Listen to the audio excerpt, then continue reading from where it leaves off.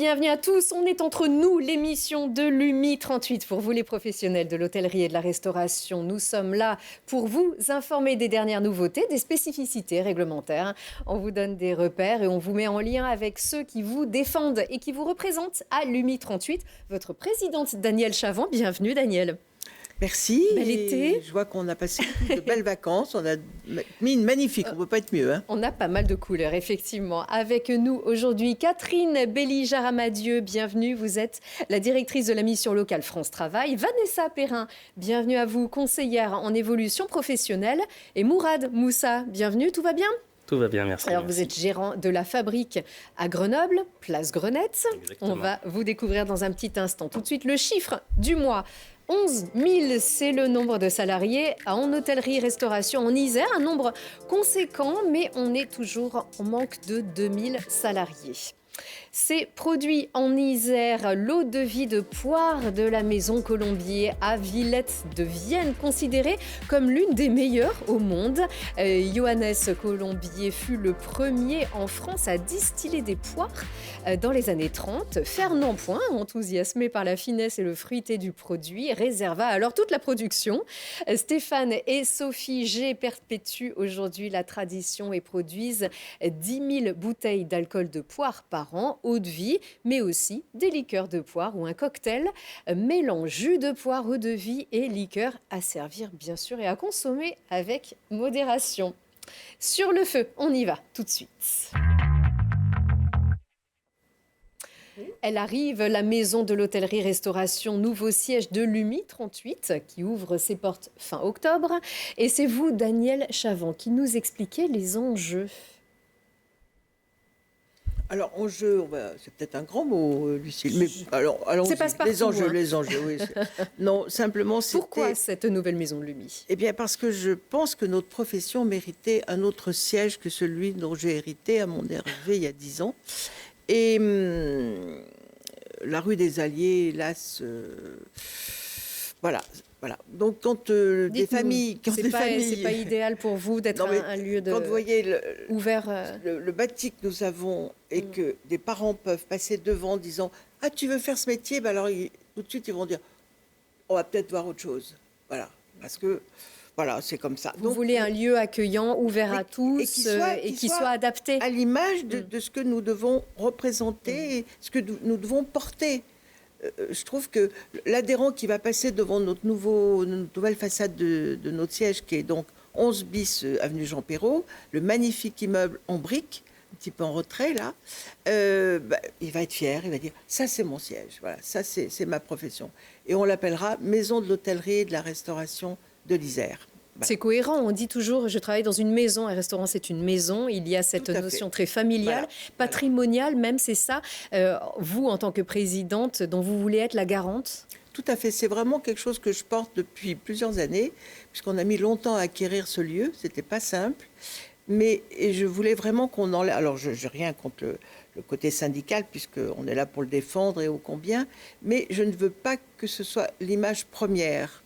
On sera toujours UMI 38 avec fierté aussi, mais nous sommes d'abord des professionnels et on doit revendiquer cette image. Voilà. Alors moi, quand je parlais des enjeux tout à l'heure, c'est-à-dire que quand on est ouvert aussi, ça veut dire que la porte est ouverte. Oui. Il faut susciter l'intérêt, il faut aussi comprendre que vous êtes à l'écoute de tout le monde, de tous les professionnels, de tous ceux qui veulent le devenir, de tous ceux qui le sont, les salariés, les apprentis. Oui, qu'il y a une curiosité, et c'est bien de le faire remarquer, Lucille, ça veut dire que ce rez-de-chaussée était aussi indispensable. On passe, la porte est ouverte, on rentre, on questionne, on rentre avec notre fils, on rentre. Et Véro, excuse-moi, je te tourne le dos, qui est la première en accueil pratiquement, elle doit tout de suite répondre. Il faut que... Alors en plus, on va faire quelque chose vraiment modestement qui va être, je crois, très très réussi, avec beaucoup d'espace pour la formation. Grâce à UMI Formation, d'ailleurs, nous pouvons que nos adhérents ne soient pas inquiets au niveau des financements. Tout est très bien organisé, il n'y a aucun souci. Et nous avons la participation d'UMI Formation. Donc, on va faire un bar, par exemple, un vrai bar, où on pourra venir faire ces formations dont Steven avait parlé en juillet. Voilà. Donc il y a aussi l'enjeu de s'agrandir un petit peu, de susciter... Oui. Puis de répondre à l'évolution justement de cette profession, entre autres la mixologie, etc. À côté, on a un restaurant d'application de... c'est pas le mot, aidez-moi, c'est un restaurant, l'arbre fruitier. D'application, c'est ça, qui est très bien, qui est magnifiquement tenu et qui est à côté. Peut-être que nous allons aussi matcher avec eux pour faire des formations de cuisine. Enfin, ça va être vraiment, je crois, une réussite. Ça va être très beau, soyons modestes, hein, toutes, on est d'accord.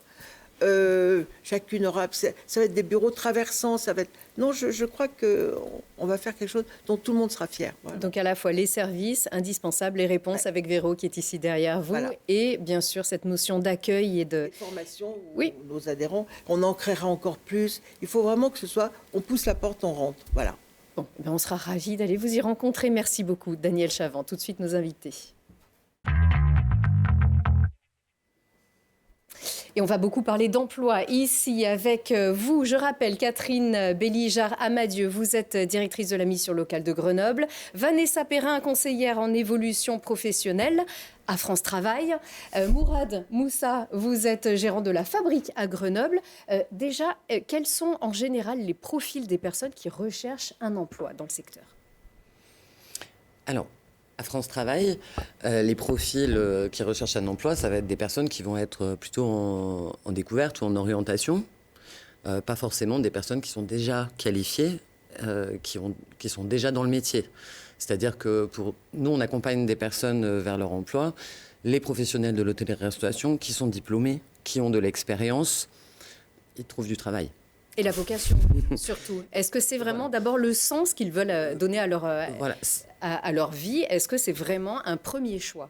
En tout cas, c'est ce que nous, on va aller chercher. C'est-à-dire que notre rôle aujourd'hui, il est à la fois d'accompagner des personnes dans leur choix d'orientation, en les informant aussi sur le marché du travail, et accompagner les entreprises dans leur recrutement. Et d'axer sur des métiers en tension. Et l'hôtellerie-restauration, forcément, on est vraiment sur le secteur qui a besoin. Et on va les aider là-dedans en pouvant donner aussi des vocations, c'est-à-dire qu'on va informer sur les métiers. On a des ateliers, des détections de potentiel spécifiques pour les personnes en orientation, pour leur présenter déjà ce secteur, ses métiers, ses valeurs, les savoir-être, et susciter des vocations. Et le public accompagné, ça va être des personnes qui vont être intéressées par ces métiers-là, mais pas forcément le connaître. Et c'est là qu'on va accompagner les entreprises, avec de l'appui pour du recrutement, mais aussi pour de la formation. Le recrutement, les besoins sont plus importants dans quel secteur en particulier ? Qu'est-ce que vous proposez le plus ? Dans la restauration ? Alors, les besoins, je pense qu'ils sont partout, mais ça serait notre professionnel qui pourrait le confirmer, je pense. Il y a des besoins partout, mais tout ce qui est poste, on va dire, de service, polyvalent. Sur la cuisine, évidemment. Sur la cuisine, on va accompagner vers des formations qualifiantes, des CAP de cuisine. On ne va pas inventer ce qui existe déjà. Hein. Et ensuite, sur des métiers où on va avoir plus de polyvalence dans la cuisine, ou des métiers sur le service, le bar.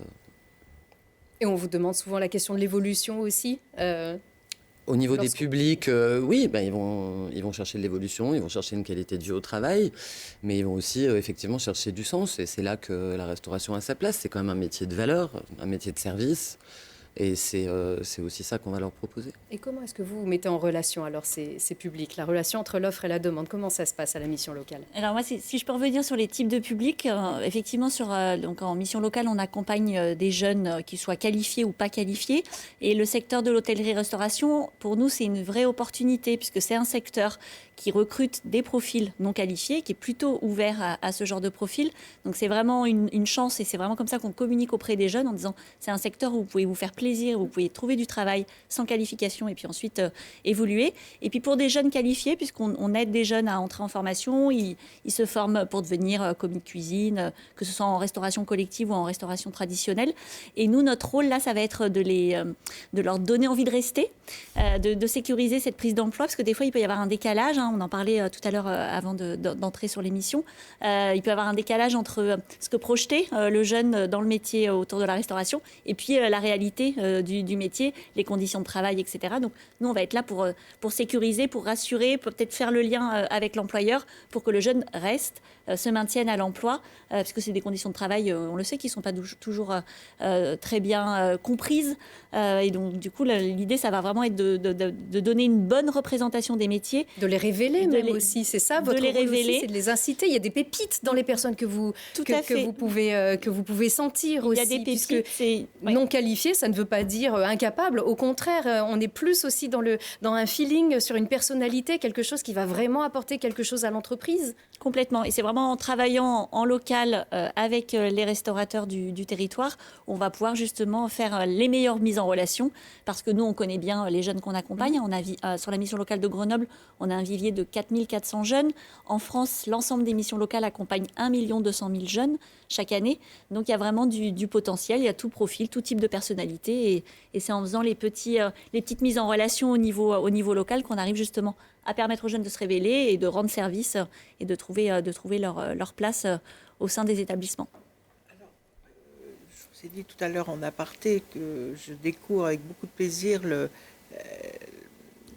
pertinent et la réactivité de ces missions locales que j'avoue que personnellement je connais bien sûr, mais pas plus. Je pense que mon équipe sait aller vers vous, mais je crois qu'il faudrait plus que vous soyez encore plus près de la profession. Et là, quand vous me parlez de 4000 jeunes, j'ai les yeux qui brillent, quoi, parce qu'on est tous en train de mourir dans nos coins, à se dire mais pourquoi on n'a pas plus de jeunes d'été, des jobs d'été, enfin. Et on sait qu'il ne faut pas y toucher parce qu'il y a l'horaire, il ne doit pas approcher, même regarder une bouteille d'alcool, enfin bon bref, tout ce qu'on va caricaturer, mais bon bref, et qu'on respecte, mais à force de respecter, on n'y touche pas, quoi. Et ces gamins, ils restent oisifs tout un été, alors qu'ils pourraient peut-être, grâce à cela, découvrir une brèche, une vocation, une envie d'aller plus loin. Et nous, on est là aussi pour leur faire briller les yeux et leur donner envie de continuer avec nous et d'aller plus loin. Voilà. Donc, je parle peut-être des... Je ne sais pas, est-ce que ça serait pertinent de parler des jobs d'été, non? Par exemple. Parce que je ne sais pas si la profession, elle n'y touche pas, quoi, parce qu'elle a peur. Alors, il y a quand même des possibilités de jobs d'été, de contrats d'été. Et puis c'est aussi c'est ouvert aux jeunes, et puis ça peut être ouvert à des moins jeunes qui vont avoir peut-être pas les qualifications restaurant, mais d'autres qualifications avec des compétences transférables, et qui peuvent faire aussi des remplacements pour l'été. Ça donne aussi des opportunités de découvrir effectivement, comme vous le disiez, le milieu, la maison, comment ça se passe dans la restauration. Il y a une histoire de partenariat, c'est-à-dire qu'il faut que les portes aussi soient ouvertes pour qu'ils puissent voir vraiment le terrain et le découvrir. Et je pense que ça, c'est une affaire de jeunes et de moins jeunes. C'est toute personne qui va vouloir s'intéresser à ce secteur-là avec une vraie envie. Qu'est-ce que vous voudriez leur dire justement, Mourad Moussa, vous qui êtes justement sur le terrain?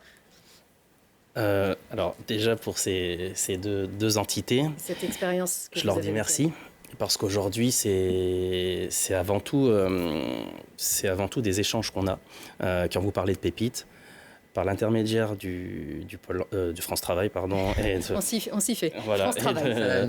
Et de la mission locale. Nous, en tant que professionnels, moi perso, ça fait plus d'une dizaine d'années que je travaille avec eux.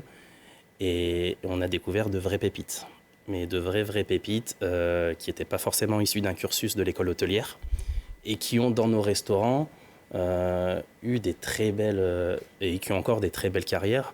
J'ai des exemples où j'ai eu des jeunes qui savaient à peine parler le français qui arrivaient et qui sont devenus seconde cuisine d'un des établissements qui fait 800 couverts. Idem en salle où j'ai des directeurs adjoints sur des grosses entités. Donc pour nous, c'est avant tout déjà une aventure humaine. C'est déjà avant de parler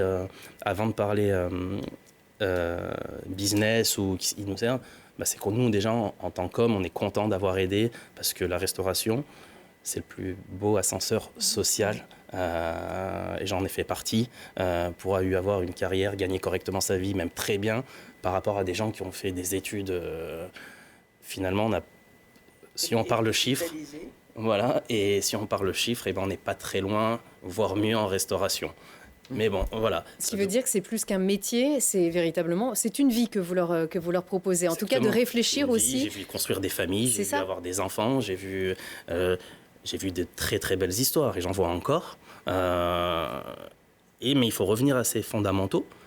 Parce que nous, on est partis aussi, parce qu'à un moment, on avait un peu moins de temps, parce que c'est des échanges, ça prend du temps, c'est des formations, voilà. Et on est parti sur des canaux de recrutement par Internet, par chose. Et finalement, on s'est aperçu qu'on ne connaissait pas la personne, parce que nous, on avait parlé à la conseillère. Elle me dit, Mourad, essaye, j'ai une pépite. On sait ses points faibles, on sait ses points forts. Ils avaient déjà trié. Que quand on prend quelqu'un par Internet, je vous dis pas, je sais pas si on a le droit de dire, mais on connaît pas, on reçoit. Ça a été travaillé en avant. Ça a été travaillé. Nous maintenant, à nous professionnels voilà, à continuer le dialogue, à mettre notre cahier des charges en commun pour dire que quand l'enfant ou le jeune vient chez nous, il y a ou pas un de mineur, parfois à 16 ans, il y a pas de mauvaise surprise. Apprenti. On commencera tôt, on finira tard. N'inventons pas des choses ou pas. C'est ça le premier obstacle? Est-ce que certains, justement, les horaires, les préjugés aussi, il y a une réalité, mais il y a des préjugés. Mais que, voilà, c'est de la restauration, qu'il y a décalé. Voilà, il y a décalé. Voilà. Pendant que son copain comme le voyage, comme Exactement. le médical, il faut arrêter de penser toujours qu'avec nos professions, qui sommes en décalé. Voilà. Mais c'est vrai que pour nous, c'est le travail qu'ils font, c'est en tant que professionnel, c'est extraordinaire. Et quand on a un problème, ou quand on peut avoir, voilà, on a un interlocuteur, une interlocutrice. Vous avez pu utiliser les dispositifs de formation comme la POE ou des immersions. Et ce que je vous ai dit. Et maintenant, on a des outils pour que le jeune prenne plus le temps de s'acclimater, parce qu'on n'est pas dans une politique de « faut vite, la rentabilité ». Non, il y a 400 heures, il y a une formation où ils ont 400 heures pour c'est ça, 400 heures, ouais. Alors, c'est une moyenne. Mais ouais, oui. 400 heures, oui, voilà. Ils ont jusqu'à 400 heures pour se former, pour découvrir le métier dans de bonnes conditions. Il y a des conventions de stage mises à disposition par la mission locale. Donc, je veux dire, on a tous les outils. Aujourd'hui, nous, dans notre parti, on est bien suivis sur ce recrutement par ces deux intermédiaires. Et ça, merci beaucoup, parce que c'est quand même une grosse partie de notre travail. Voilà, je crois que tout est dit. Merci. Merci d'avoir... On n'aurait que des questions à vous poser, justement. Je crois qu'il faut... Merci d'avoir insisté. Vous avez été très pertinent et votre intervention est très intéressante, vraiment. Puis vous êtes un beau garçon en plus. C'est pas désagréable. Ça, on peut vous voir tous les deux sur le même plan, voilà, quand même, parce que quand il y a un beau compliment, voilà. Et en attendant juste, est-ce que ce type d'obstacles, les horaires, le décalage, la tâche, le sens de la tâche, est-ce que c'est le premier obstacle au recrutement dans ces métiers-là ? Lorsqu'on n'est pas formé, lorsqu'on n'est pas obstacle. En tout cas, c'est une condition sur laquelle il est important d'être clair. C'est-à-dire qu'une personne qui va s'intéresser au métier de la restauration, mais je dirais, c'est pas faux ce que vous disiez, c'est pas le seul métier. Le commerce, de manière générale, on est quand même sur des horaires décalés, mais bien évidemment, on va l'accompagner et cette conscience des horaires, des conditions de travail, on va bien évidemment en parler. On va parler aussi et parfois aider certains restaurateurs à mettre en avant aussi des choses qu'ils mettent en place. Parce que moi, j'ai travaillé dans la restauration pendant 10 ans, c'était il y a très très longtemps, on va dire. Il y a quand même beaucoup d'efforts sur les conditions de travail et c'est important de communiquer dessus, mais c'est aussi important d'être clair sur ce qu'on va proposer en conditions de travail pour que des personnes qui viennent déjà elles savent, elles viennent en pleine conscience et c'est aussi notre travail avec les restaurateurs.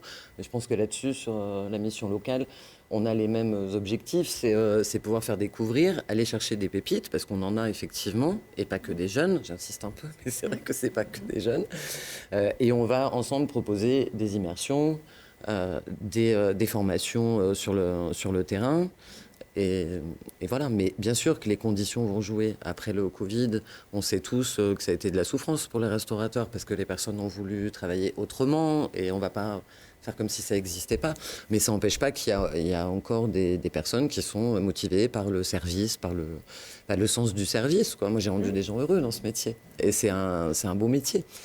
C'est très gratifiant. Oui, tout à fait. Parce que nous, on rend les gens heureux. Et moi, Ouais, si Catherine. si je peux ajouter, ce qui est important dans nos métiers, que ce soit en mission locale, France Travail, bien sûr, il faut emmener les jeunes vers les employeurs, vers les restaurateurs, leur faire découvrir. Mais ce qui est aussi beaucoup important, nous, c'est de former nos équipes, puisque nos équipes, les conseillers qui tissent le lien avec le jeune et avec ensuite Ça les part de là. employeurs, il faut qu'eux ils soient bien au courant, parce que c'est eux qui vont donner envie aux jeunes. Ça va être leur premier interlocuteur. Et garder le lien Et aussi. garder le lien. Et il faut qu'ils soient bien informés sur les métiers de la restauration, des conditions de travail, pour donner envie aux jeunes. Et il y a 15 jours, justement, on a organisé une petite table ronde à destination de nos conseillers, de nos salariés, avec l'UMI qui est intervenu. Et vraiment, à la fin de cette table ronde, moi, mes salariés sont venus me voir avec des yeux qui brillent en disant « Ah, ça m'a réconcilié, entre guillemets, avec les métiers de la restauration. J'avais besoin d'entendre quelqu'un qui remettait l'utilité du sens, qui remettait du sens dans le travail autour de la restauration, de faire plaisir aux clients. » Et c'est avec ces mots-là que je vais pouvoir en parler à mes jeunes et leur donner envie ensuite de postuler ou de découvrir le métier. Et puis d'exister, parce que, par exemple, le service qui souffre énormément, parce qu'on le sait tous, hein, c'est la grande brèche difficile, mais pour un garçon qui découvre ce métier, il rentre sur une terrasse, dans un restaurant, il devient c'est l'acteur, quoi. C'est magique pour eux. Ils prennent une vraie dimension. D'ailleurs, on les voit changer. Moi, j'ai un gamin qui était là un mois, il a été épanoui le jour où son père est venu le récupérer. On aurait dit une plante qui s'était... et qui repart en présentiel en bac pro. Je lui dis, mais foutez-lui la paix à votre fils. Laissez-le sur le tas, il est heureux. Ah non, il faut qu'il fasse des études. Ah, d'accord. Lui, on le perdra. J'ai été assez odieuse avec le père, je m'en fiche, c'est pas grave. Je lui dis, donc, vous n'avez pas envie que votre fils soit heureux, en 2 mots. Mais c'était ça. Le gamin, il a changé. Il était, pendant un mois, vraiment, c'était un bonheur. Et là, le père le reprend à la fin du stage. Merci, machin. Je dis, mon fils, je vous disais merci. Écoutez votre fils. Il veut faire de l'alternance. Ben voilà. Juste une petite question, parce qu'on parle de la mission locale avec les jeunes, bien sûr. Les plus de 40 ans peuvent aussi venir profiter de vos conseils, puisqu'il y a aussi des talents qui se réveillent sur le tard. Et non. Oui, parce qu'on parle beaucoup des jeunes, mais vraiment la reconversion. Moi, vous me donnez envie, en fait, de venir bosser avec vous. Ça, je vous le dis tout de suite. Alors, donc, est-ce que je peux venir vous voir, moi aussi? Oui, bien sûr.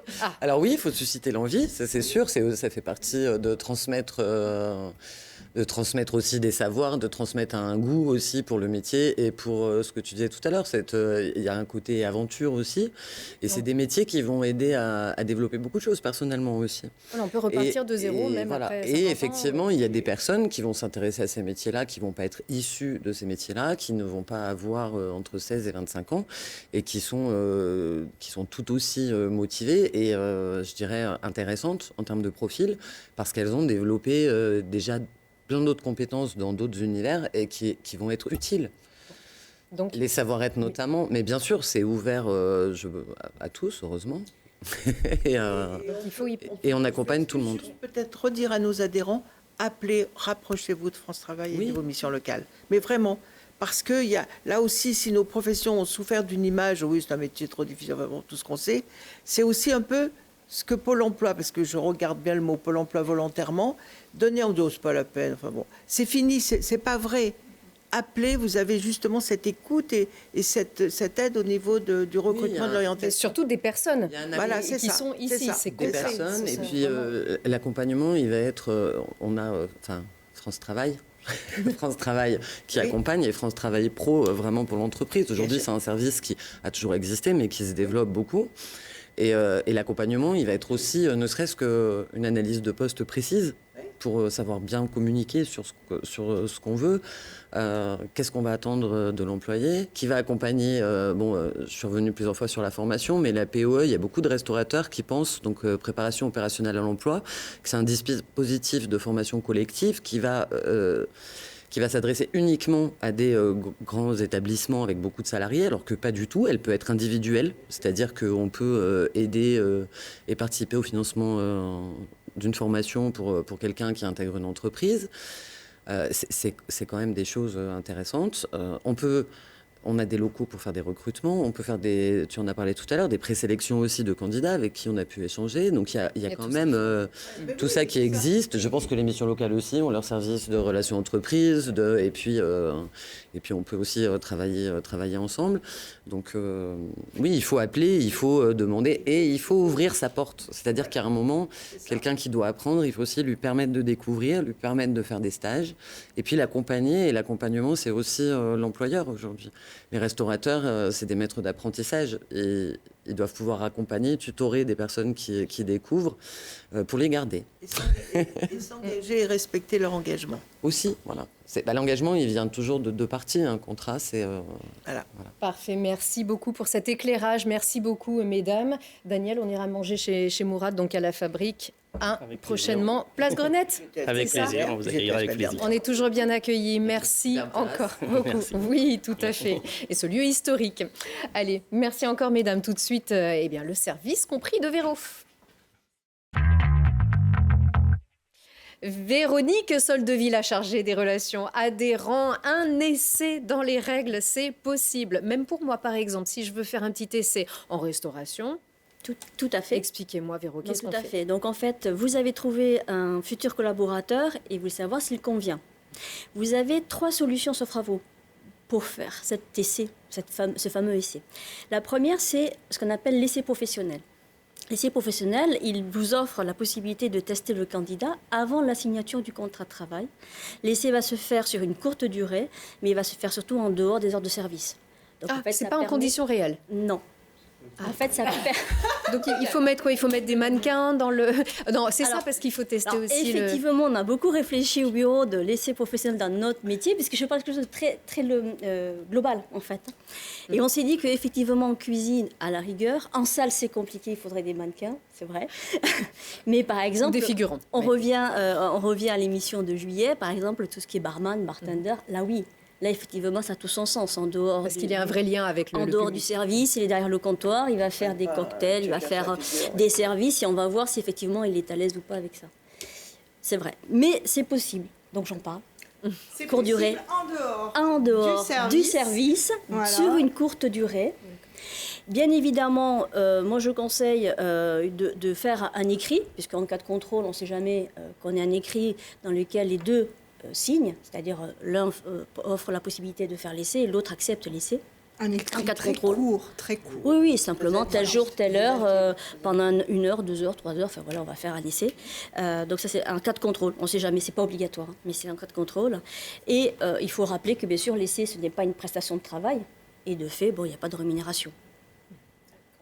Parce qu'on demande parfois, attendez, je viens, mais je veux bien venir, je fais un essai, on demande des rémunérations. Il faut être très clair avec le si suivi c'est un du test. essai qui est dans le cadre de l'ouverture du restaurant, là, dans ce cas-là, c'est soit un contrat d'extra, dont on va parler après, soit un CDD, mais il n'y a pas de cadre autre qui existe légalement. Donc ça, c'est la première possibilité. La deuxième possibilité, donc, pour effectivement tester la personne, c'est ce qu'on appelle le fameux contrat, l'essai, que l'on met dans un contrat de travail. Alors, il faut savoir que dans nos établissements, beaucoup de professionnels ont encore en tête de faire un CDD pour justement voir si la personne convient. Moi, comme je dis à mes adhérents, j'ai attention, cela vous amène à une double peine. On est d'accord ? La première, c'est effectivement de trouver le motif du CDD, puisqu'on ne peut pas faire de CDD sans avoir un motif. Les motifs, c'est très clair, hein, c'est soit pour un accroissement temporaire d'activité, ou bien pour le remplacement d'un salarié absent. Quand on fait un essai avec un nouveau poste, on n'est pas dans ces motifs-là. C'est très rare. En règle générale, on ne peut pas le faire. Et le deuxième, c'est qu'en fait, quand on fait un CDD de 2, 3, 4 mois pour réessayer, eh ben, le CDD, il faut aller jusqu'à l'issue du CDD. Donc, on va garder la personne pendant 3, 4 mois, enfin, le temps de la signature du CDD. Et quand elle ne convient pas, bah, il faut la garder jusqu'à la fin. Or, il faut savoir que dans la période d'essai, On peut avoir un plan sur Daniel Chavant, s'il vous plaît. C'est trop de réglementation, c'est ça? Non, mais c'est beaucoup mieux. La période d'essai du CDI est formidable. Ce que je conseille, bien évidemment, ce que je conseille à mes adhérents, c'est de partir sur un CDI avec une période d'essai. Parce que la période d'essai, elle est de 2 mois, renouvelable une fois. Donc, en fait, pour un employé, c'est 4 mois. Pour un agent de maîtrise, c'est 2 fois 3 mois, 6 mois. Et pour un cadre, c'est 2 fois 4 mois, 8 mois. Donc, pendant toute cette période, vous pouvez tester votre salarié. Il ne vous convient pas, vous lui dites au revoir. Voilà. Sans donner de raison. Oui, mais alors 9 sur 10 jeunes te disent non, je veux pas de CDI, moi. Je ne veux qu'un CDD. Ah ben voilà, alors tu fais quoi? Alors, pour le coup, Daniel, et c'est là où l'intervention de Véro, elle est topissime, c'est que je pense qu'il faut arriver à argumenter aussi le CDI pour nos salariés et de dire, attends copain, si jamais toi aussi tu veux partir, tu as cette possibilité-là. Et c'est d'être en capacité vraiment de le renseigner sur ce contrat-là, qui est finalement idéal pour les deux parties. L'inconvénient du CDD. Mais vous êtes mignonnes toutes les deux. Oui.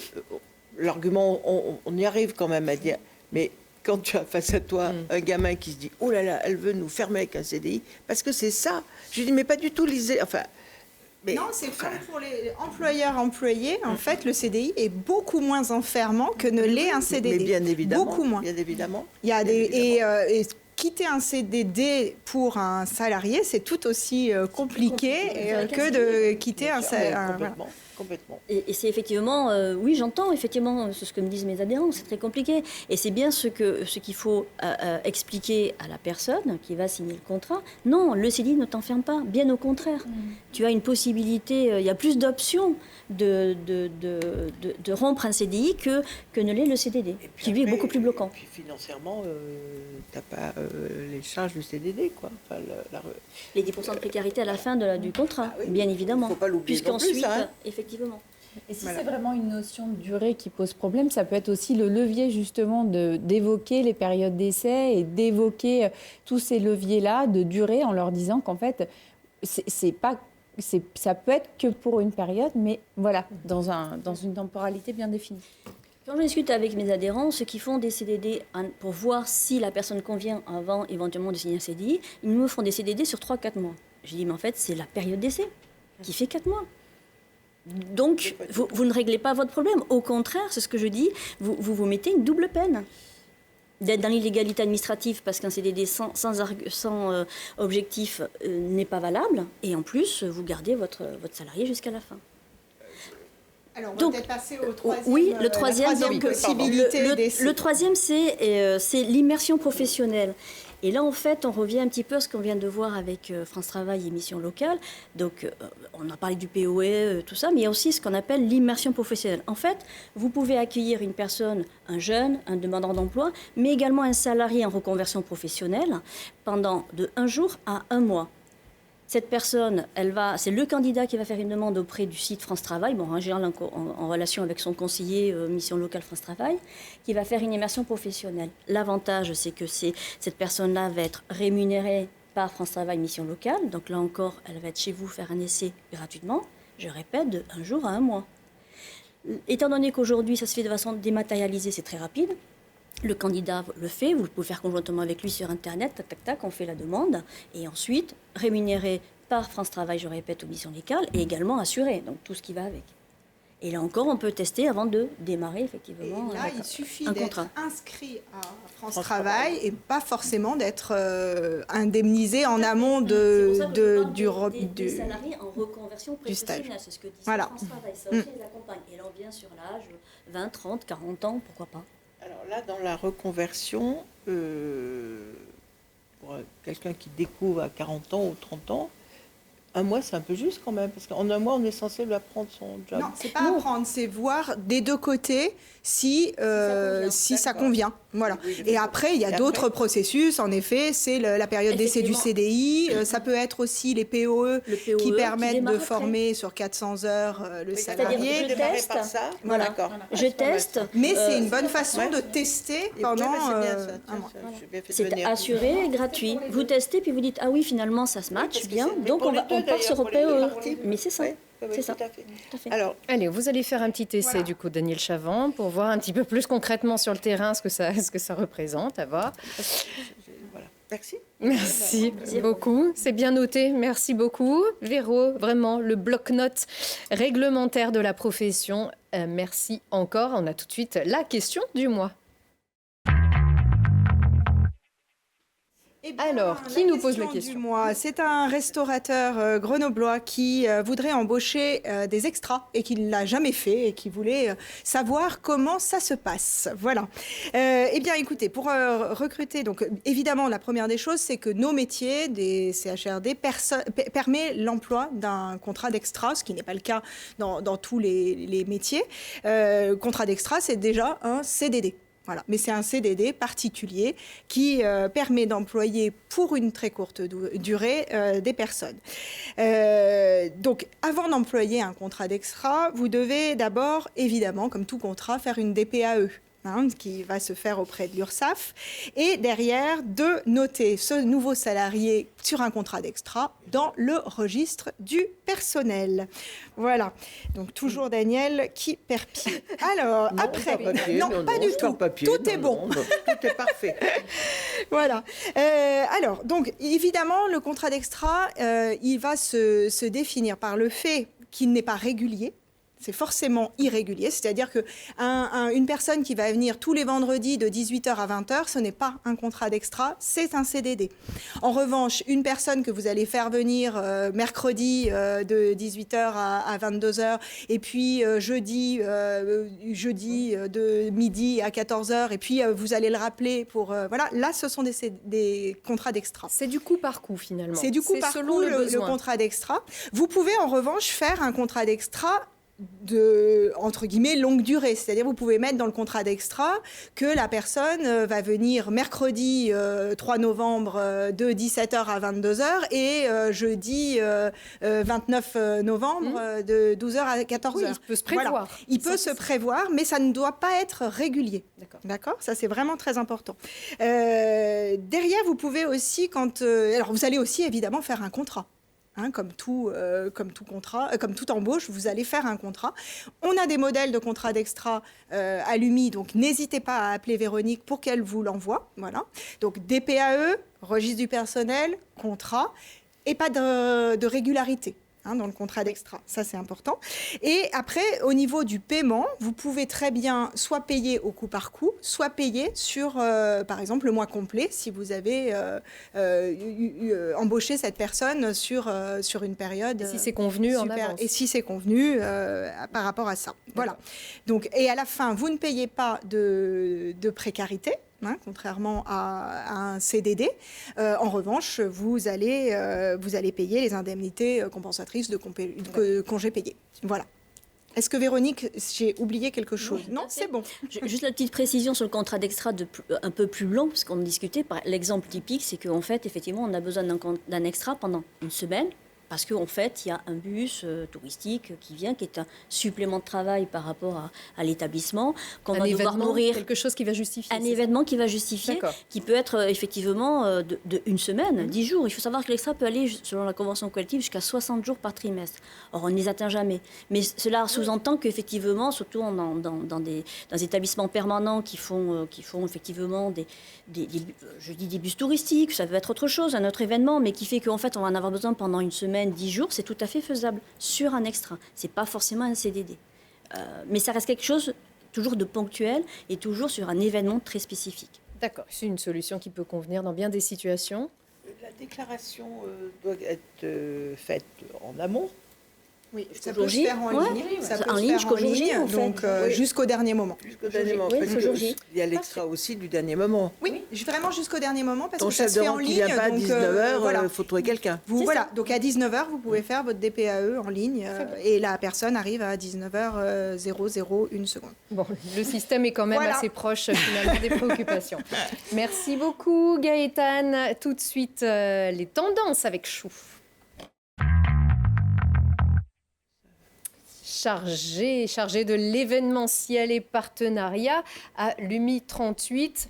Et on va encore bien s'entendre, le retour du sucré dans la restauration, c'est une réalité. Et oui. Alors, tendance, on dit, oula, pas trop de sucre en général. Voilà, on croit que c'est ça. Justement, voilà, vous avez bien raison d'en parler parce que la tendance, c'est vraiment le retour à la gourmandise, mais pas n'importe comment. Voilà, parce que oui, nos clients veulent toujours faire place et se faire plaisir avec le sucré en 2025, mais ils souhaitent allier plaisir gustatif et préoccupation santé. Voilà. Donc, ça laisse place toujours à des desserts régressifs, réconfortants, plein de gourmandises, mais sucrés d'une manière différente. Ces nouvelles tendances, elles imposent aux restaurateurs de répondre aux attentes de consommateurs tout en offrant une expérience gourmande et innovante. J'incite parce que parfois on se dit non mais c'est bon. Alors, qu'est-ce que je vais devoir encore inventer ? Une pomme, Daniel. Hop, allez. Et pour le coup, en fait, on a plein de choses à mettre en place vis-à-vis de nos clients. Alors, tout particulièrement dans les boissons sucrées, parce que maintenant, les sodas se transforment et adoptent des recettes plus naturelles et bénéfiques pour la santé. Que ce soit des sodas au gingembre fermenté pour une touche un peu épicée et gustative, ou encore des kombucha et kéfir qui sont riches en probiotiques et qui sont prisés pour leurs bienfaits. C'est bon. C'est désaltérant et c'est sucré. Les thés glacés aussi, maison, pourquoi pas, sucré, mais sucré différemment. Pas avec un sucre, un édulcorant, mais avec du sirop d'agave ou encore ça peut être peut-être un extrait de date. Et ce sont des alternatives légères et naturelles. On retrouve ça aussi dans les desserts parce que bien souvent on se dit dessert, je vais mettre du sucre, ça truqué. Eh bien non, on peut déborder de gourmandises avec des sucres différents. Qui sont à faible indice glycémique. Donc, tout à l'heure, on a parlé du sirop d'agave qui fonctionne bien dans les pâtisseries, mais ça peut être aussi le sirop d'érable qui est riche en minéraux et qui apporte une touche d'authenticité au dessert. Maintenant, il faut sucrer aussi authentique, c'est important. Et qui est super bon.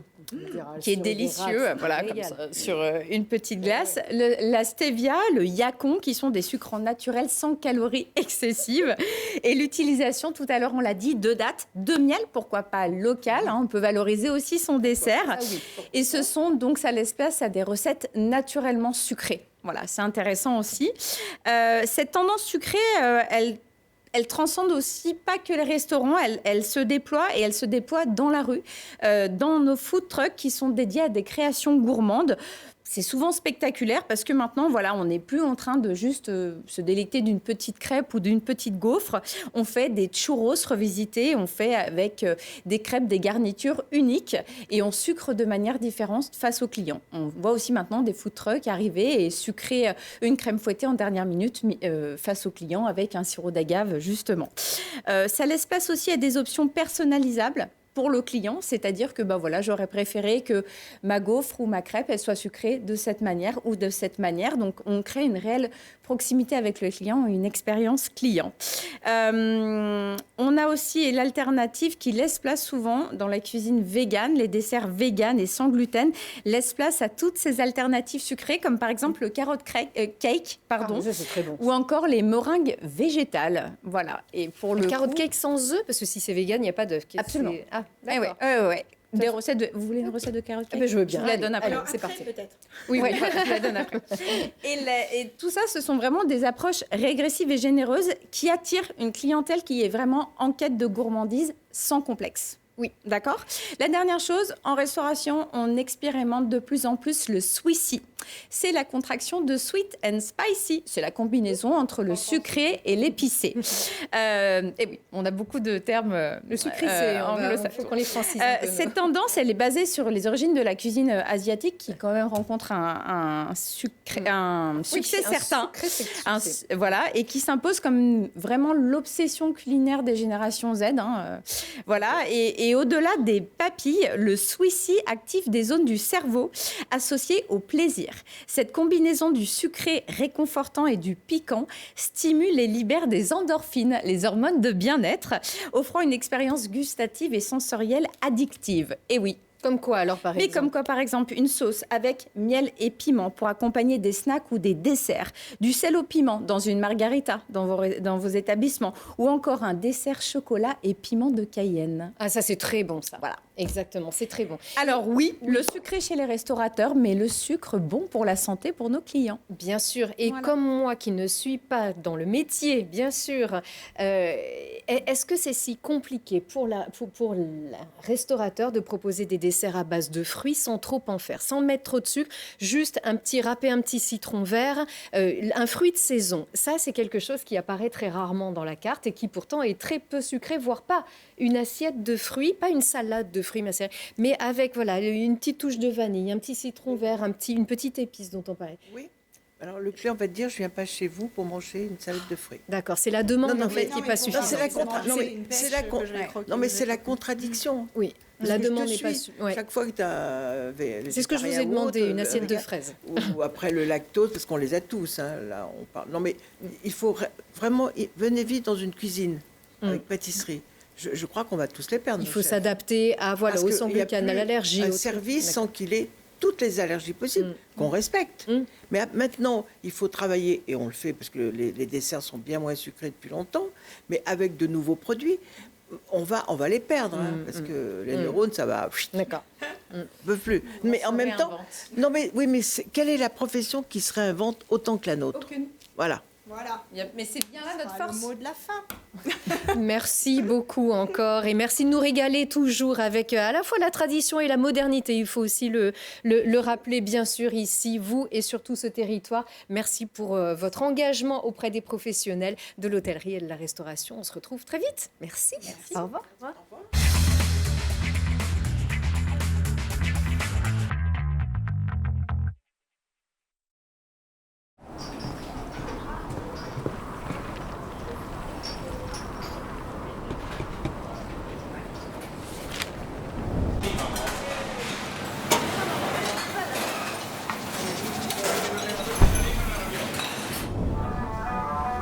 Toutes nos lignes sont actuellement occupées. Merci de patienter.